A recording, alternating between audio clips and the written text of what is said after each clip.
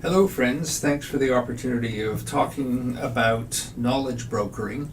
This is the focus of the editorial that I've prepared for the December 2016 issue of Developmental Medicine and Child Neurology. And the podcast gives me a chance to elaborate a little bit on what is behind the thinking. We all live in particular contexts and environments, and sometimes one might say we live in bubbles. We mostly work with people who understand our field. We do research with people who are like-minded. We work with clinicians and other medical personnel who choose to work with us. In our case, mostly people with an interest in childhood disability. And so it's easy to forget that our ideas continue to evolve, as is true of any field, but that we may not recognize that other people don't have the same set of understandings and ideas as we do. The particular things I'm thinking about include what I think is the tremendous impact of the International Classification of Functioning framework and the ideas that have emerged over the past 15 years, and quite frankly, have, in my opinion, and in the opinion of many people, changed the field, changed our thinking, expanded our horizons, and so on. When we have the opportunity to share our expanding ideas about our field with other people, we must be careful not to miss that opportunity. We must be knowledge brokers. What I mean by that is we need to start our conversations with, for example, teachers in the education system, or policymakers in government, or even the managers of the clinical programs in which we work, to help them understand that there's some new thinking on the ground.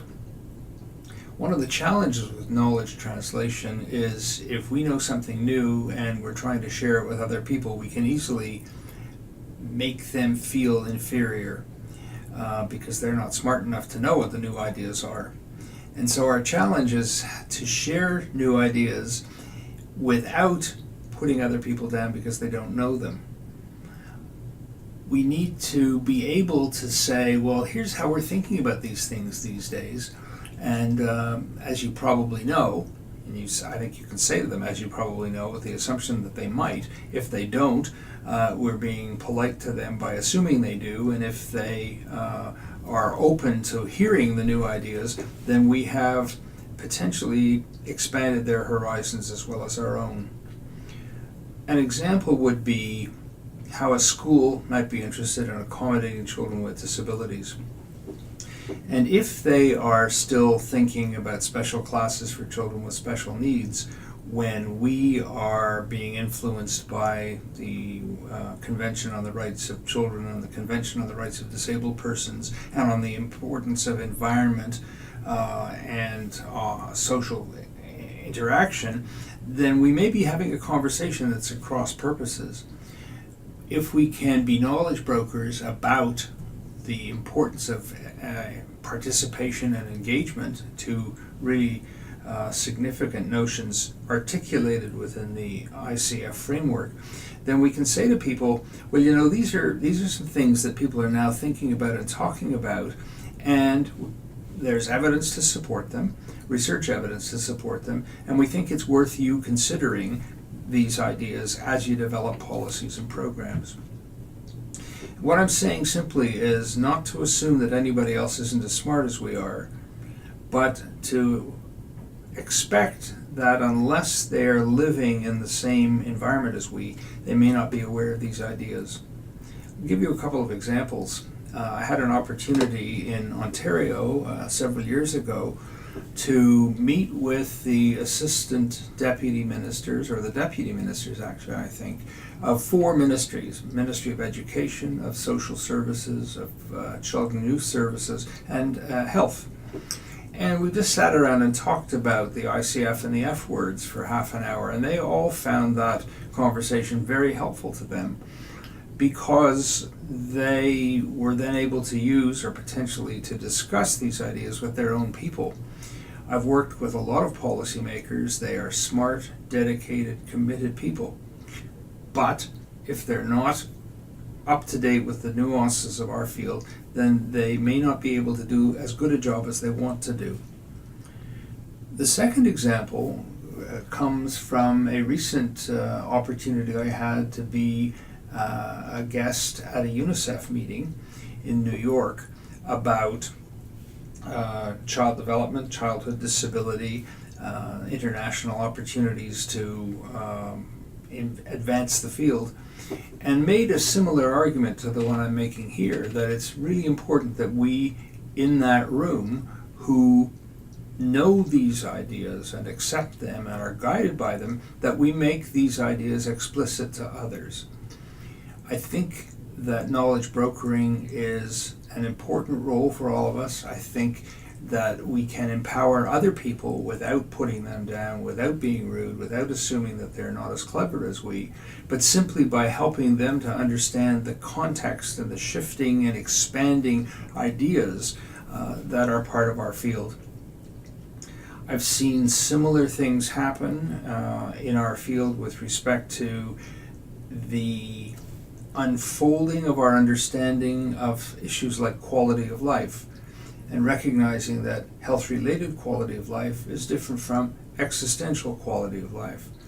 I think some very interesting work is going on now to unpack the notion of participation.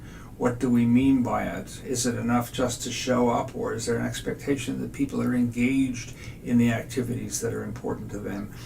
And I use these simply as examples of the kinds of expanding understanding that we are trying to achieve, all of us, and the importance of sharing that insight or those insights as we move along.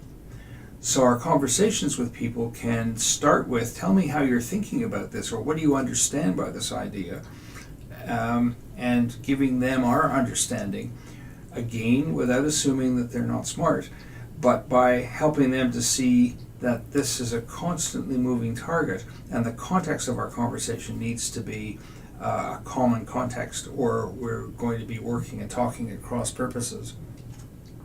I think the same is true, and I'll finish with this thought, the same is true in our conversation with parents. Parents of children who come to us because the child has some kind of impairment are citizens of the community and are probably influenced by the common notion that medical practice involves making a diagnosis and providing the right treatment.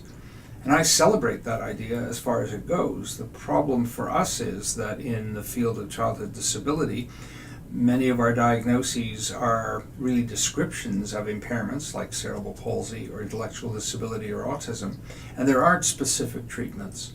But if parents come to us expecting that, because that's how the community at large is thinking, then they may be disappointed by our failure to fix and cure their child, and we may be disappointed by their difficulties in understanding our thinking about activity, participation, engagement, function, and so on.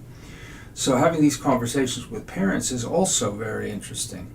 Having these conversations with expanded families and extended families is particularly interesting because the grandparents of the children we see are, remarkably, a generation older than the parents and may be bringing their older ideas and their older understanding of things to the conversation as well.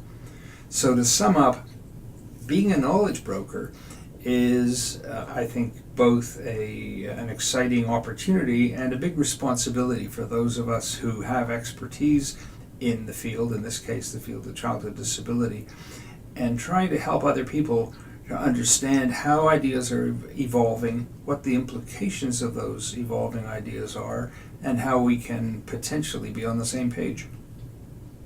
Thanks for listening.